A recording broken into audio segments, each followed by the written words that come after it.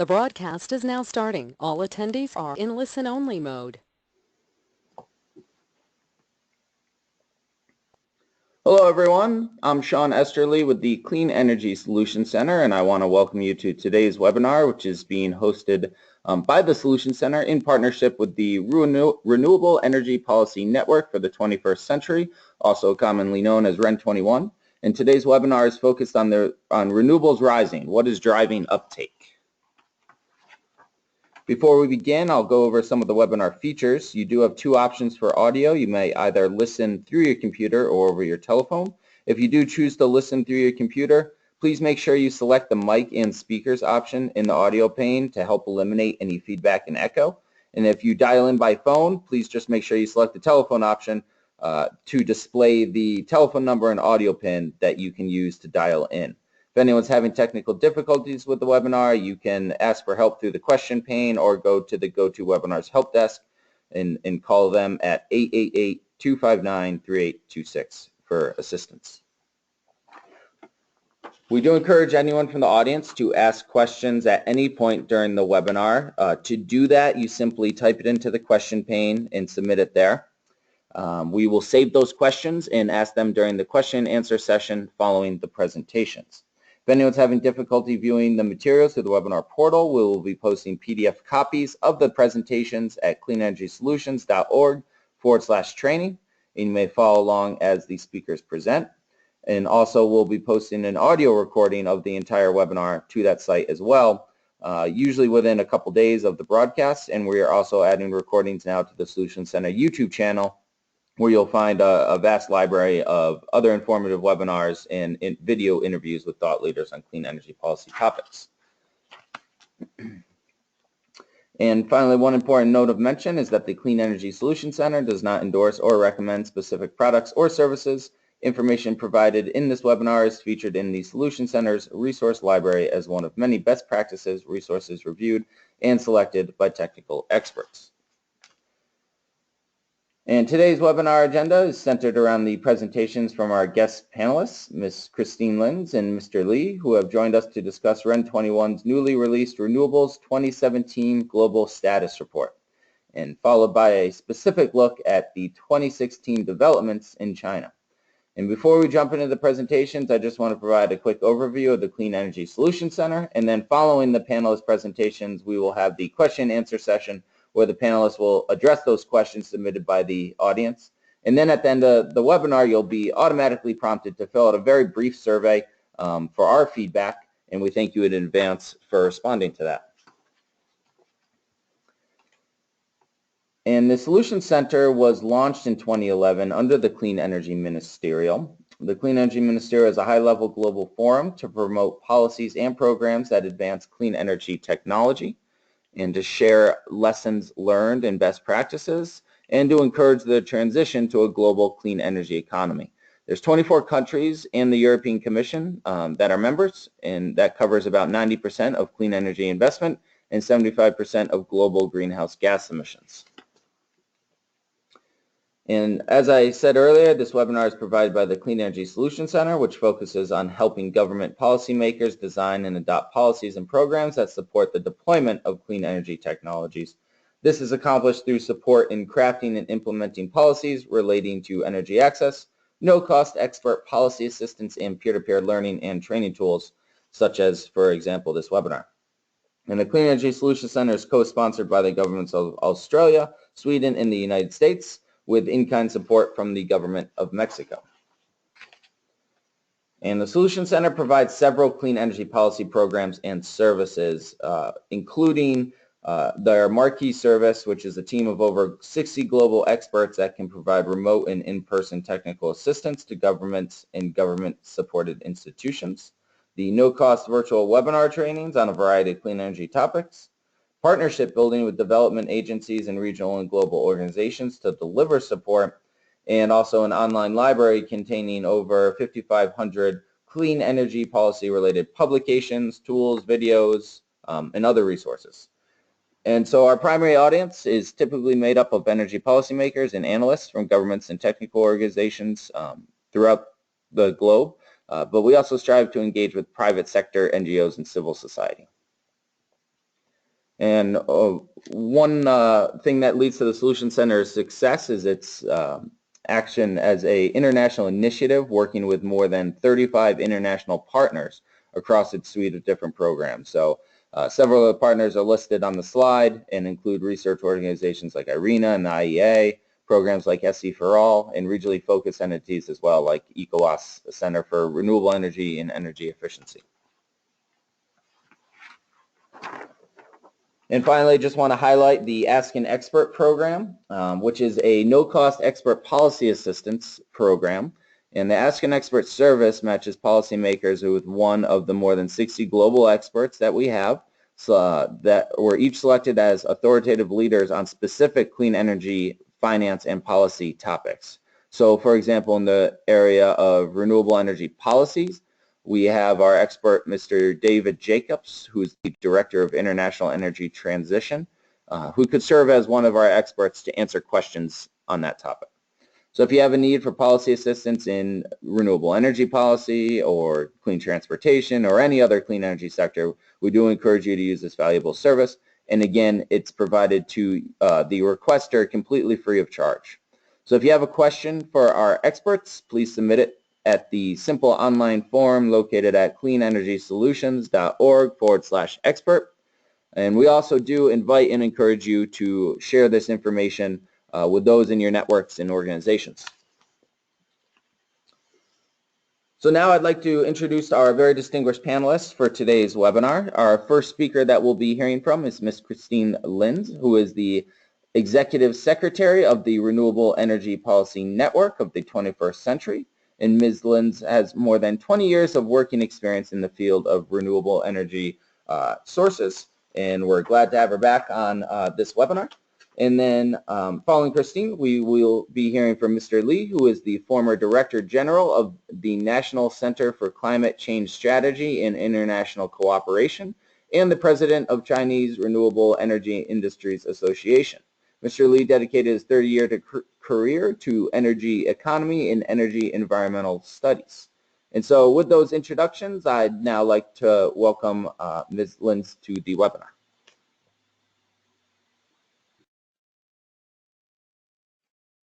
Thank you very much, Sean. Good morning, good afternoon, ladies and gentlemen, wherever you are. It's a great pleasure for me to be here with you today and to present you the key findings of this year's Renewables 2017 Global Status Report. I'm joining you from Beijing, where we launched the Global Status Report today at the Clean Energy Ministerial.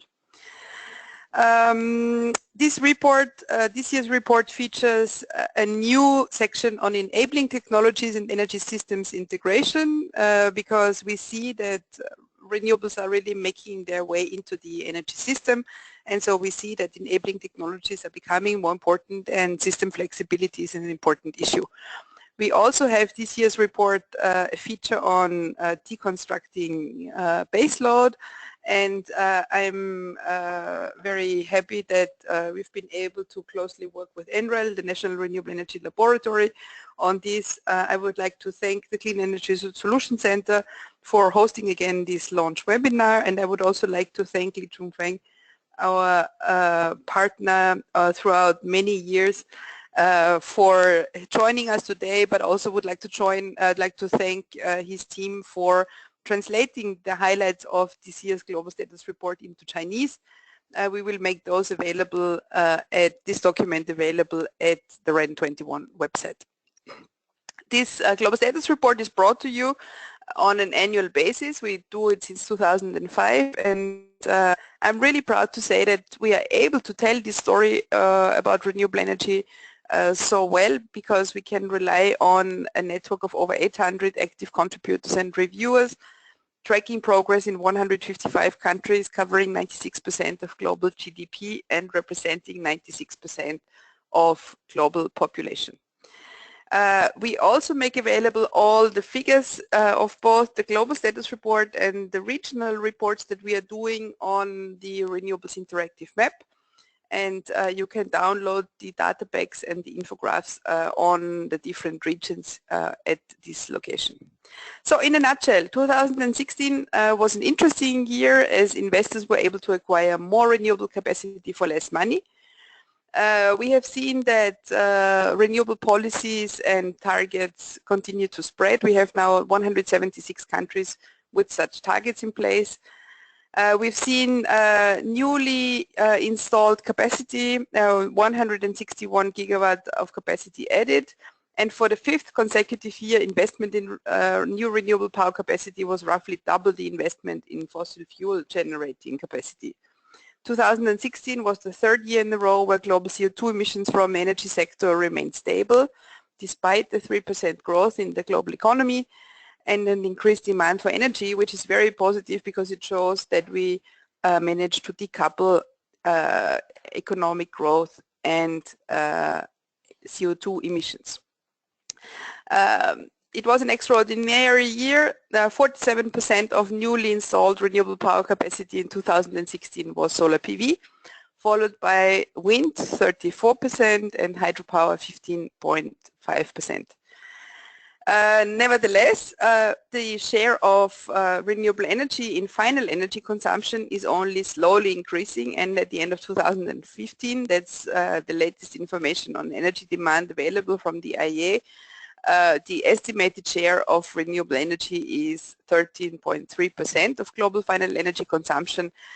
This share, despite the successes in electricity, is only advancing slowly. One of the reasons for this is that we continue to have an increase in global energy demand, and secondly, because electricity is only providing a small share of global final energy consumption. When we actually look at the lion sector, heating and cooling, we see that progress of renewables in this field is much less, and therefore in absolute terms, in terms of final energy consumption share, renewables are not advancing as quickly as they should, and also not as quickly as we want them to, because the world has committed to achieving a doubling of the share of renewables by 2030 within sustainable energy for all. And clearly with current progress, we are far away from reaching this objective. So taking us back to the champions of this energy transition with renewables in the last year, when you look at the list of countries having invested in renewables power and fuels, in absolute term, the list reads China, United States, United Kingdom, Japan, and Germany. When you look at investment in renewable power and fuels per unit of GDP, you see that the list is mainly constituted by developing countries, Bolivia, Senegal, Jordan, and Honduras, which is a clear indication that costs for different renewable power technologies have come down significantly, and these parts of the world that have an increasing energy demand are the ones that are massively investing in the field of renewables. Of course, when you look at the list, you see China in pole position in basically all of the different technological areas. It's really amazing to see how quickly, within a bit more than a decade, China has established itself as the renewable energy champion in the world. As far as the power sector is concerned, about 30% of the world's power generating capacity are renewables based, and they generate about 24.5% of global electricity demand. China, at the end of 2016, was home to more than 1/4 of the world's power capacity. And when we actually look at heating and cooling, progress is smaller and shares are smaller. Approximately 9% of total global heat demand is provided by modern renewable supply, being either biomass, solar thermal, or geothermal energy. And we see that deployment of renewable technologies in the heating and cooling sector is constrained by factors such as comparatively low fossil fuel prices in many countries and a relative lack of policy support. I'm going to come to this in just a second. When we look at transport, there also the situation is that we have around 4% of world road transport fuels being liquid biofuels, biogas advancing in some jurisdictions such as in the US and also in Europe. And we see electrification of the transport sector, and that has the potential to create a new market for renewable energy and for balancing high shares of reliable renewables. But so far, advancement in electric mobility is not automatically connected with renewable energy programs, and that's a link that that needs to be closed because otherwise electric vehicles just lead to increased fossil capacity if the electricity is not provided with renewables. Here you see the situation I mentioned before: 176 countries with targets, 126 countries in the world with power policies, 68 with transport policies for renewables, and only 21 with policies for heating and cooling. So that is one of the reasons why progress in that field is much slower than in other areas, and that's definitely something we think policymakers should address in the future. As far as the power sector is concerned, we have policies in many jurisdictions. Auctions were the most rapidly expanding form of renewable policy support.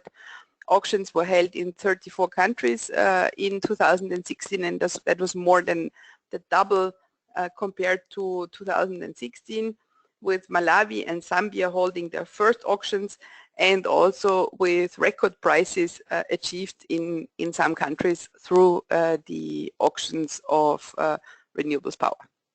For the first time, the Global Status Report 2017 also tracks carbon pricing policies, and we see that those are in place nowadays in 57 jurisdictions, whereas that does not mean countries, but that also means different regions, and yeah. So we are also trying to extend our tracking to this area. According to IRENA, 9.8 million people work in the renewables industry. There's a modest increase of 1.1% over 2015. And we see that countries with stable policies are the ones benefiting most from these jobs. We have about 3.6 million people being employed in China, so clearly a big share. Global investment went down. It went down to about 242 billion in 2016.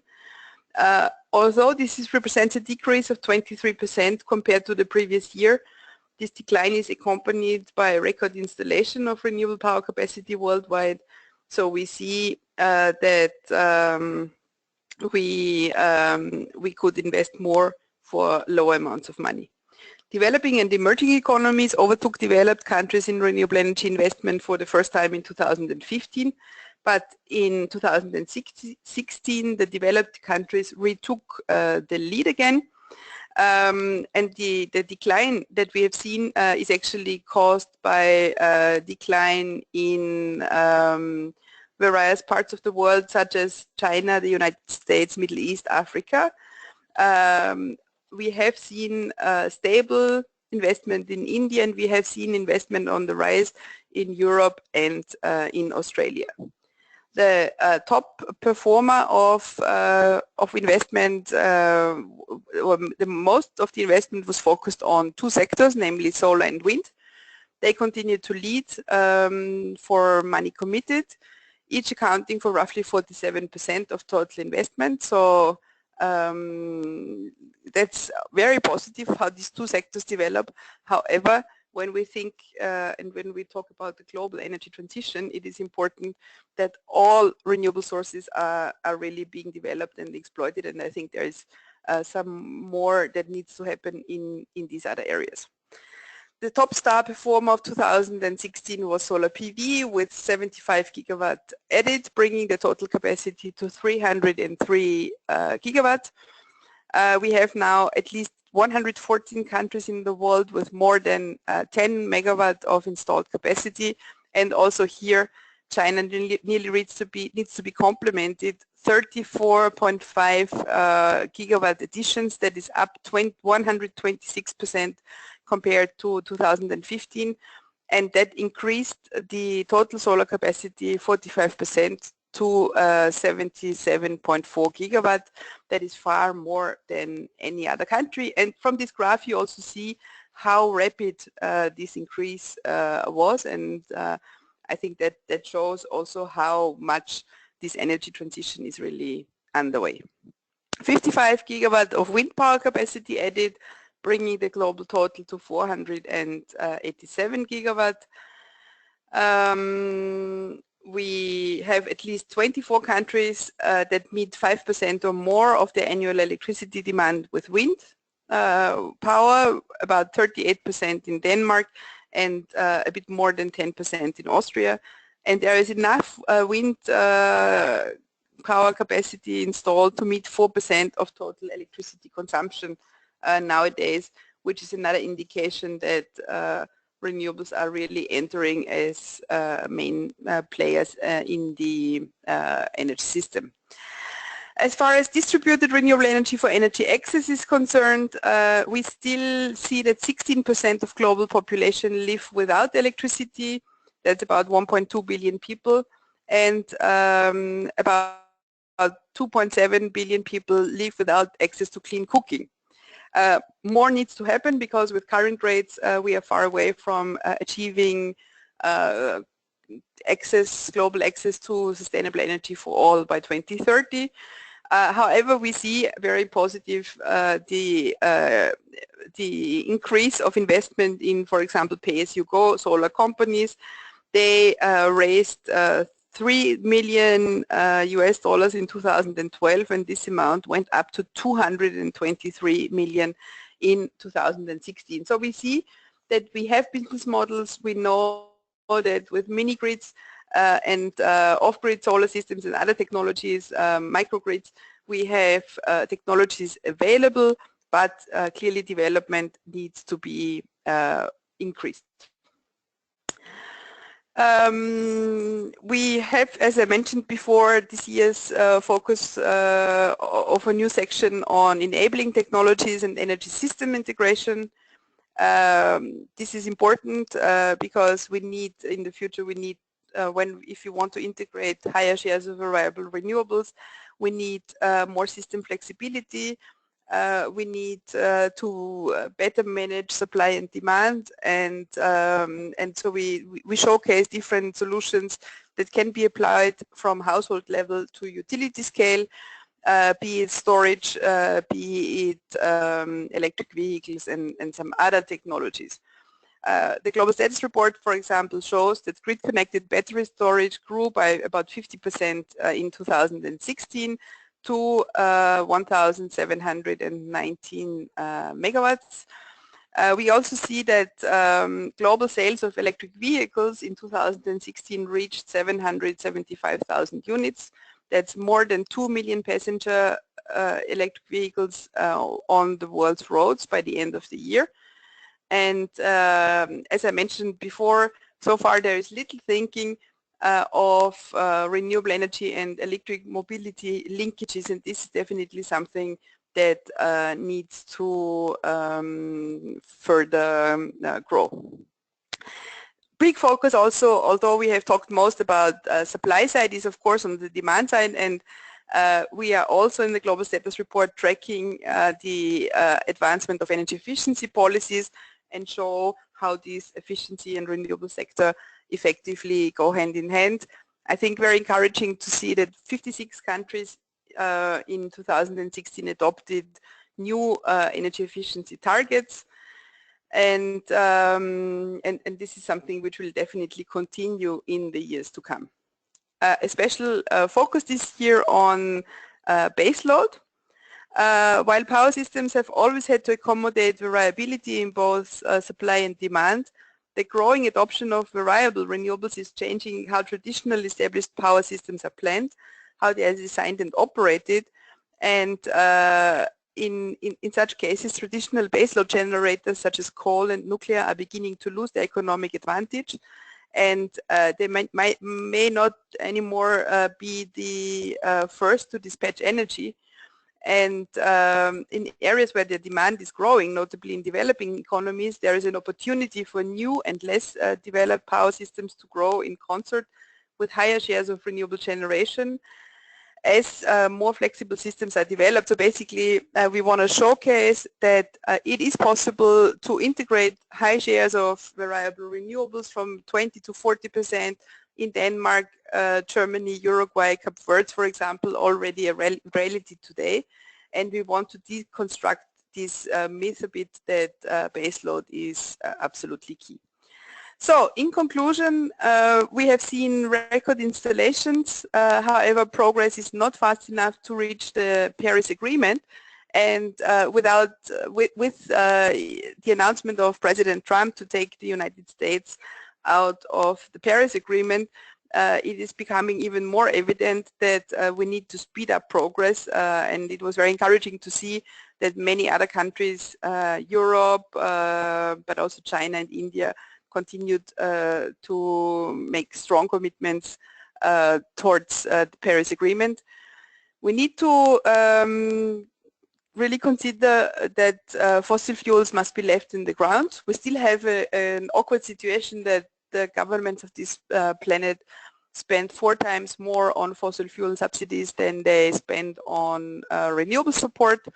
The focus in the future is going to be on dispatchable renewable energy and flexibility options, helping to integrate high shares of variable renewables.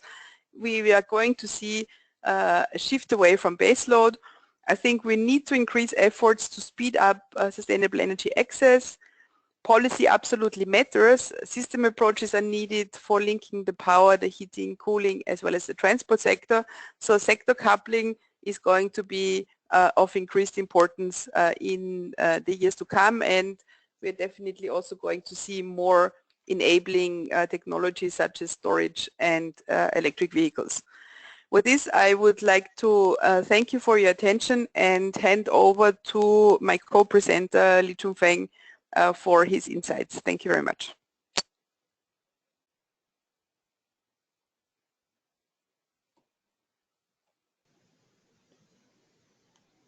Great, thank you very much, Christine. And Mr. Lee, we'll hand things over to you. Just make sure that your microphone is unmuted.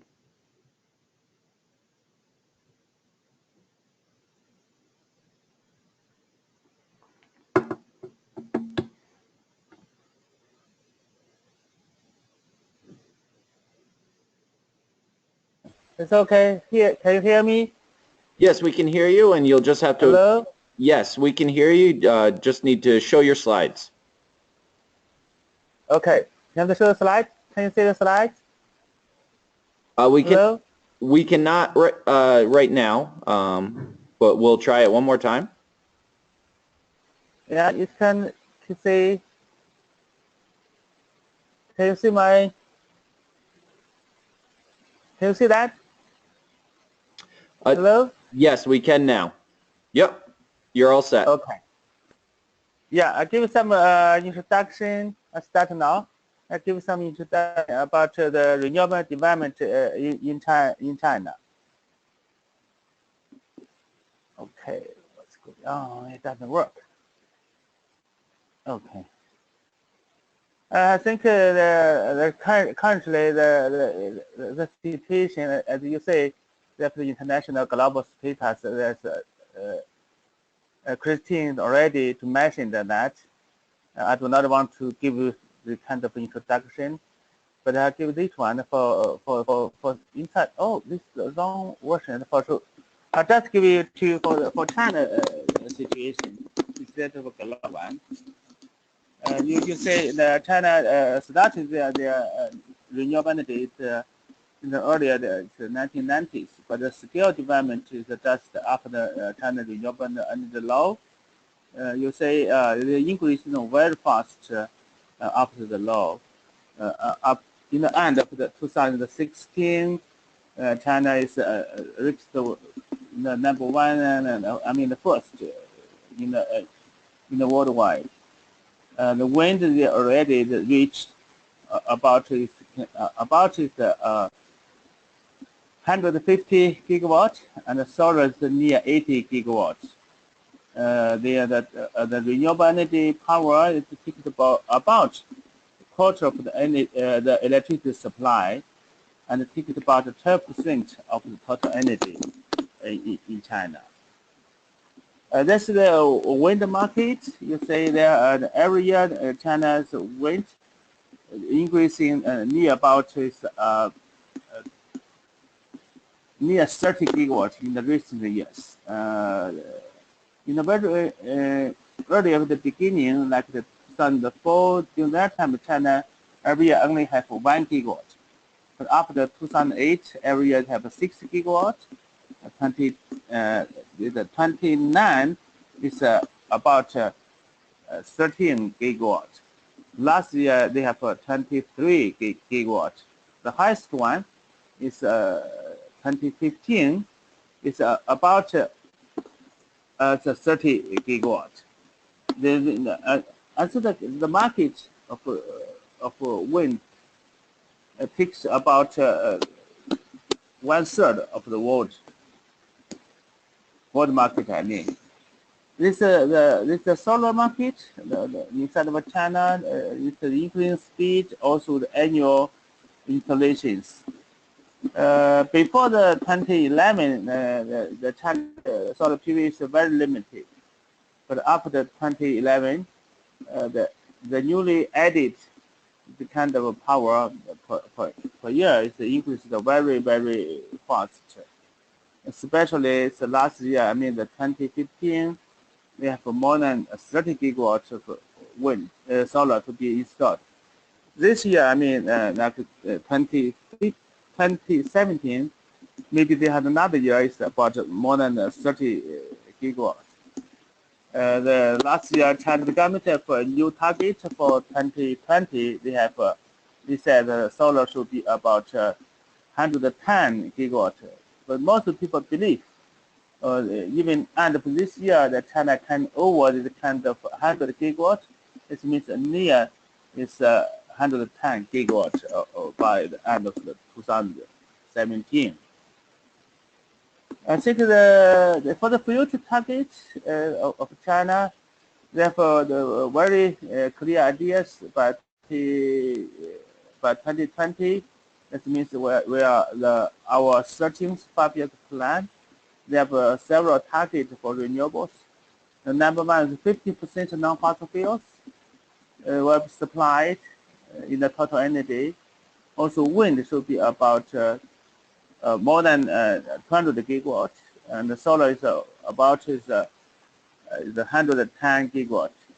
But most of the people believe, I think by the end of this year, that China be over 180 gigawatt of wind.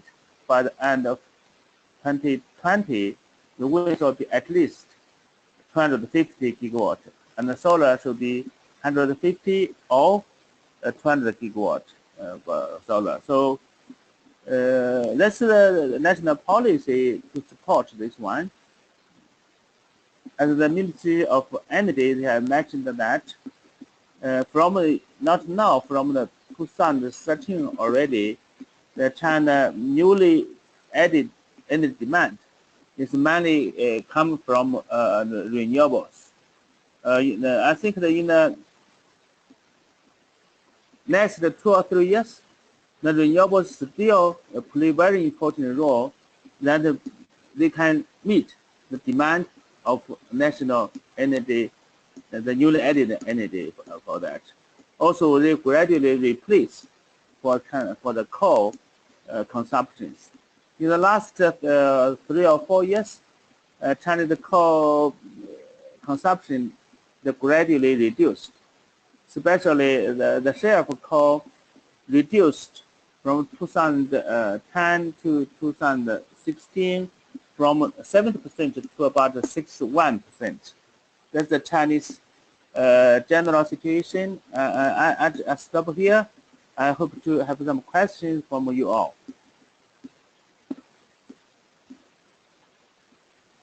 Great, thank you very much. We will move ahead. I just want to remind the audience, if you do have any questions for our attendees today, you may go ahead and submit those through the question pane, and we receive those there and can ask them during our Q&A session.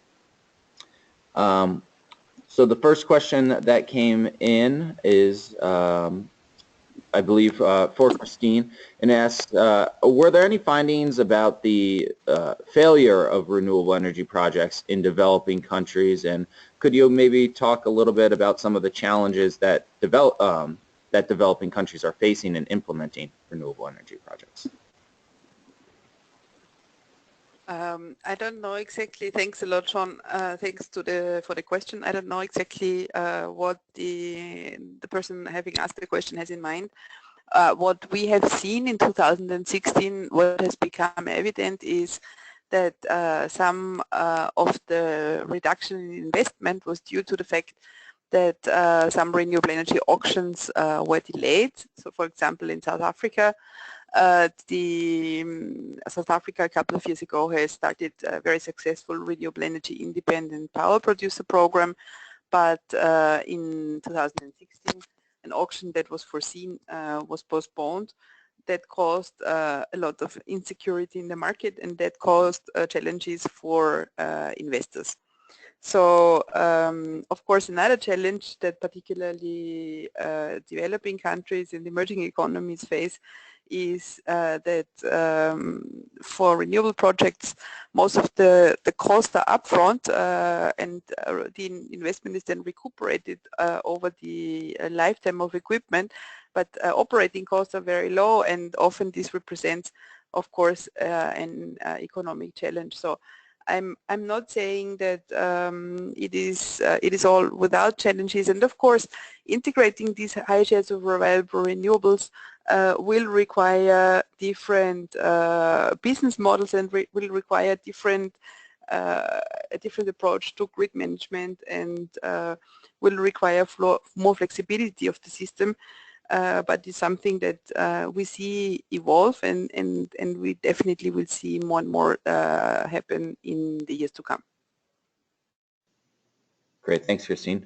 Next question is for both the panelists, and asks, what is the, if you have any figures on the price for installed kilowatts of solar and wind energy, but more importantly, maybe what is the forecast of cost? Do you see those going up or down, and how is that comparing now with the cost from fossil fuel energy sources?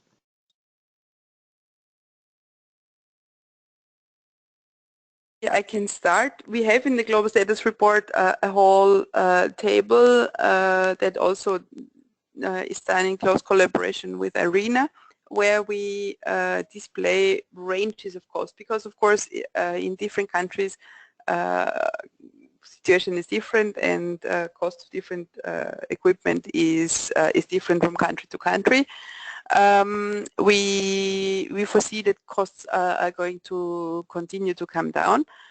We had in the aftermath of President Trump's announcement of pulling out of the Paris Agreement, the day after, on Friday, Bloomberg New Energy Finance announced the start of operation of 5 solar power plants in Italy, with a total installed capacity of 63 gigawatt, with no financial support, so with just market price. We have also seen very, very low prices in different tenders, and so in general we are quite optimistic that this trend of cost reduction is going to continue, maybe not in the same steep curve as we have seen it in the last couple of years. Great, thanks. Mr. Lee, anything to add as far as costs of solar and wind? Hello? Yes, go ahead. What's the question? I do not catch the question. Oh, it was on the forecast costs of solar and wind. Oh, the forecast for the solar wind. I think the current forecast solar and wind. The solar is the people believe in the next 3 years, China at least 25 or 30 gigawatts to be installed. There's annual additional installations. The wind with the similar kind of capacity is 25 to 30 gigawatts. So last year they have about 150 gigawatts of wind already. There's about 80 gigawatt solar already. That means in the next 3 years, at least another 75 gigawatt of wind, or another kind of 90 gigawatt of wind and solar. So that's basically the kind of achievement in the next 3 years. By the 2030, most of the people believe it should be much higher. They are double again for both wind and solar. That means by the end of the 2030, people believe at least like 400 to about 450 gigawatts of solar and wind. That's the current forecast for installations of solar PV and wind. Besides that, China have a later bad kind of progress for solar thermal power generations. Recently, they have bidding procedures. They have about the kind of 20 CSP project to be approval. Maybe they can build in the next 2 or 3 years. That means China maybe have about 1 gigawatt of solar this CSP for that. That's a general additional information. Great, thank you both. We'll move on to the next question now. There was some mention of a decline in renewable energy developments in 2016. What are some possible explanations, do you think, for that? Well, the decline, I think the person is referring to is the decline in investment. We have seen a decline of 23% in dollars invested in renewables. However, we have seen record capacity of 161 gigawatt. The main reason for this is the fact that effectively costs have come down. The reason for decline in investment in some regions in China, I think it was that 2016 was a main focus on investment in grid and making the grid more robust to absorb high shares of variable renewables. And in Africa, some of it was related to what I mentioned before, the delay in different auction programs. So all in all, I think it's very positive that investors got more capacity for the money committed.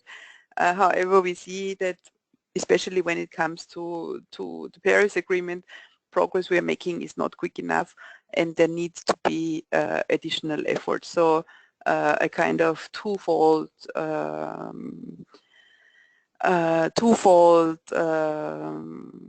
message of 2016, but clearly a very positive one of significant cost reductions. Thanks, Christine.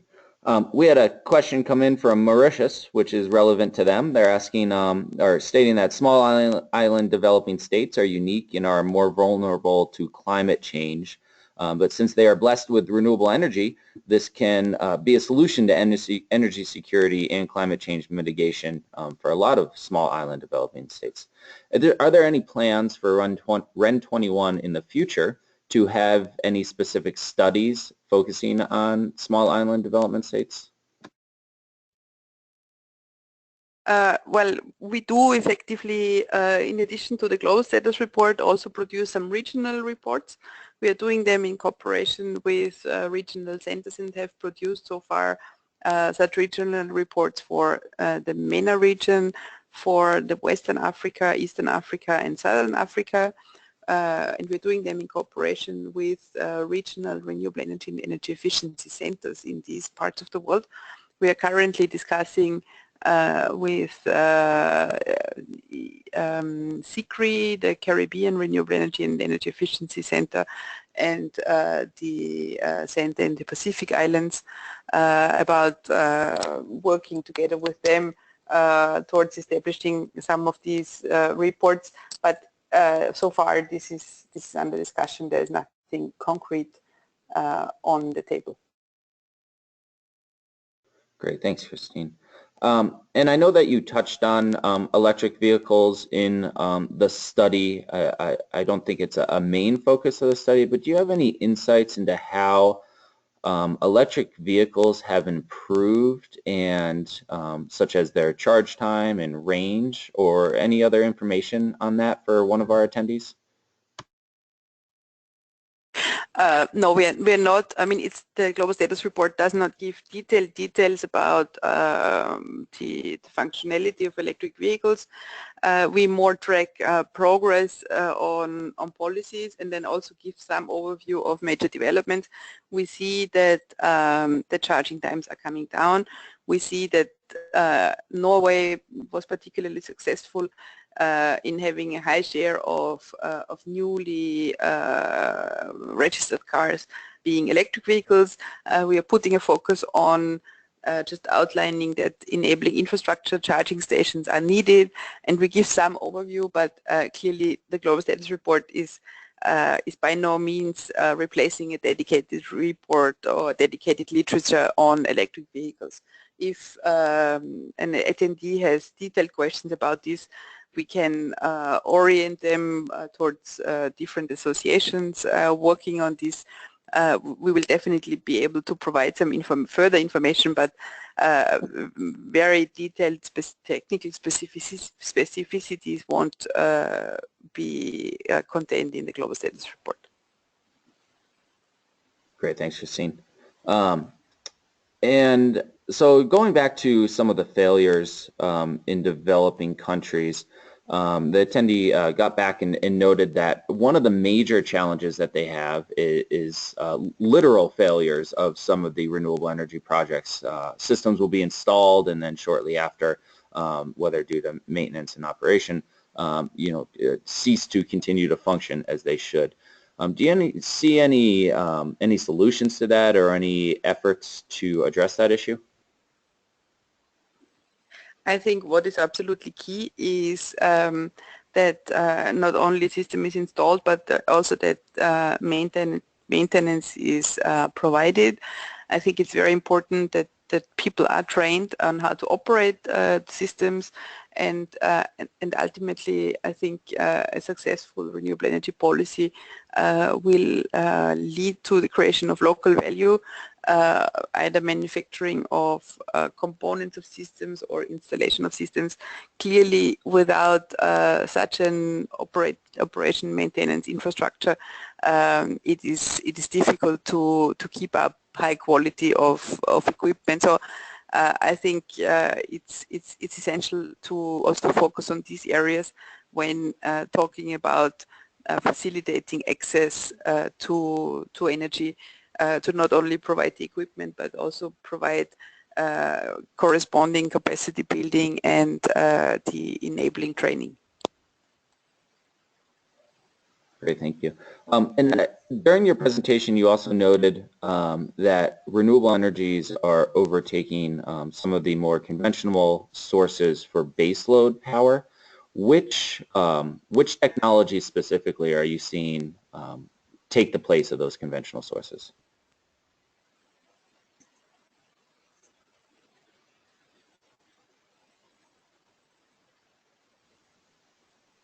Oh, sorry, Christine, you're on mute.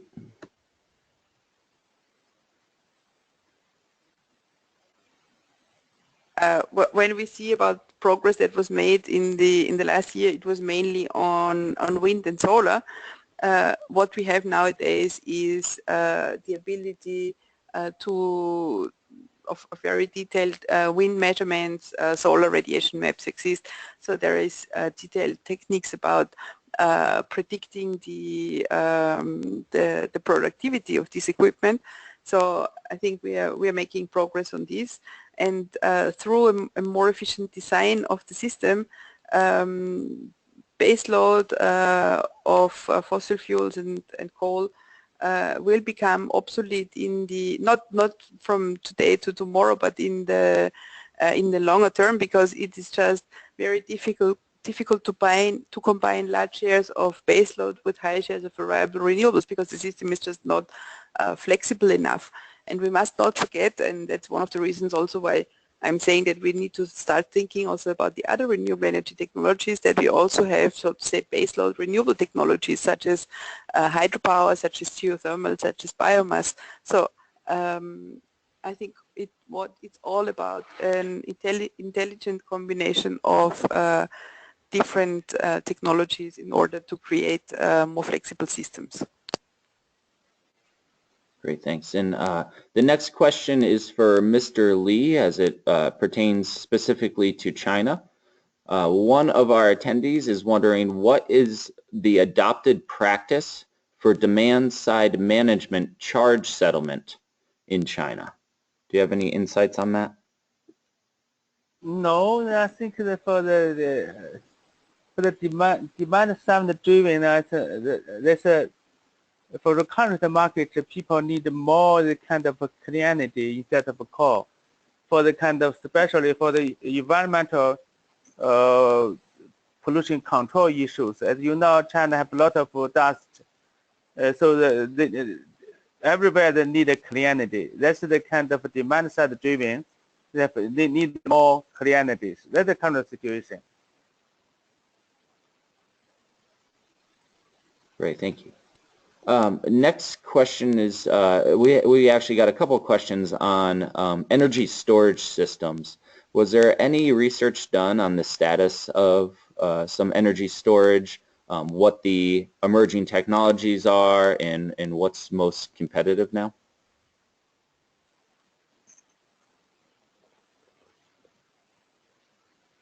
I do not catch the question. What the question mean? It's about energy storage systems. Which energy storage system technologies are being most deployed the most and are most commercially used? It's not really the commercial use. The most kind of storage in the two-side use. One of the electric vehicles, some of them that's for demonstration. They do not have any kind of big of such storage yet. And if I can add to this, so in the global status report, we are on the one hand tracking grid-connected battery storage. We are also shedding some light on pumped hydro energy storage, and then also looking at some systems that either can be deployed at household level, but also storage for power markets for utilities. So we are looking into different, and then also of course you have heat storage and electric and thermal storages. We have for the first time a focus on the storage solutions in the global status report.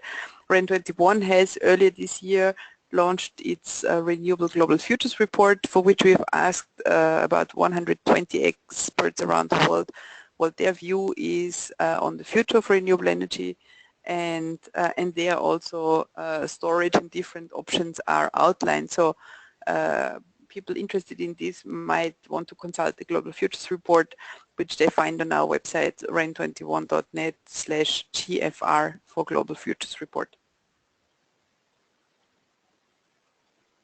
Great, thank you both. So at this point, that's all the questions I have received. So we'll move on right now. If another question comes in, we can always come back to it. Oh, and of course, just as I said that, one came in.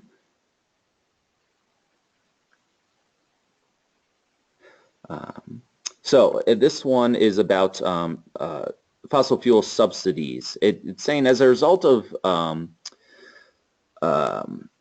your and other similar policy disseminators, many countries have now, sorry, let me read through it and try to word it here. So they're noting that fossil fuel subsidies can obviously create a drag on accelerating renewables. do you have any good examples of countries that have ended their fossil fuel subsidies?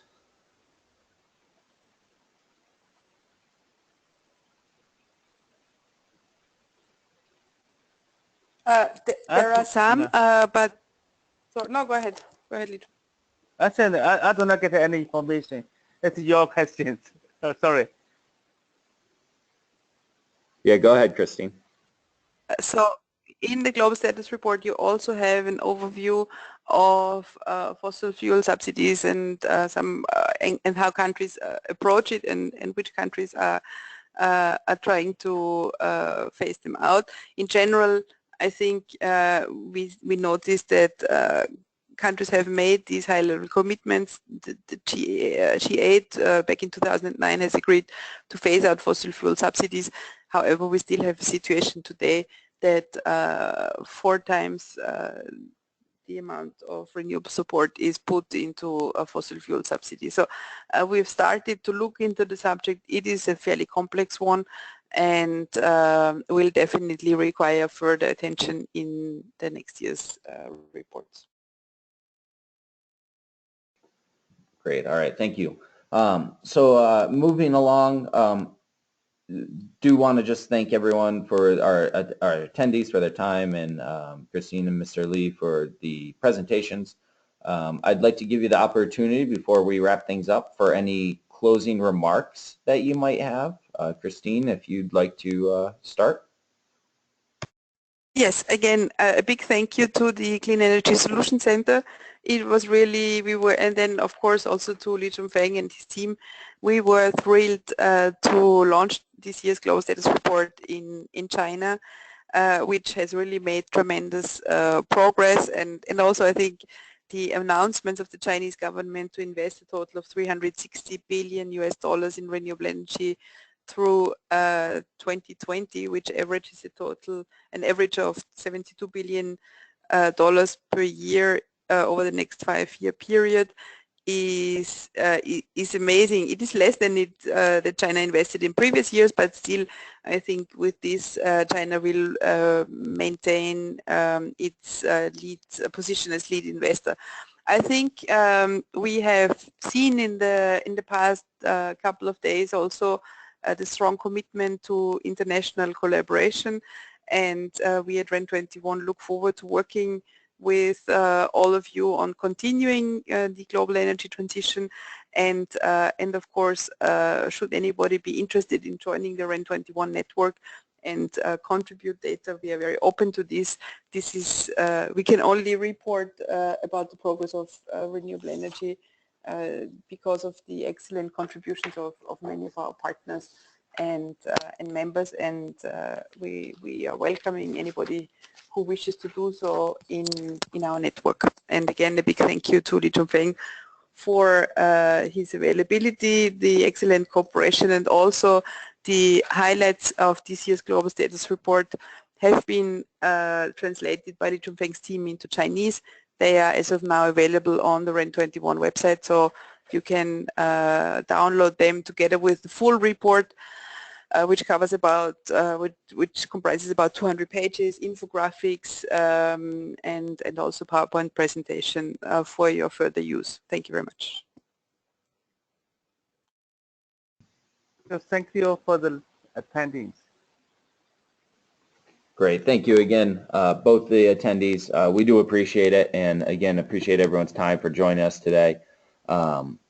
We do want to invite all of the attendees on the line to feel free to inform your colleagues and those in your networks about the Solution Center webinars.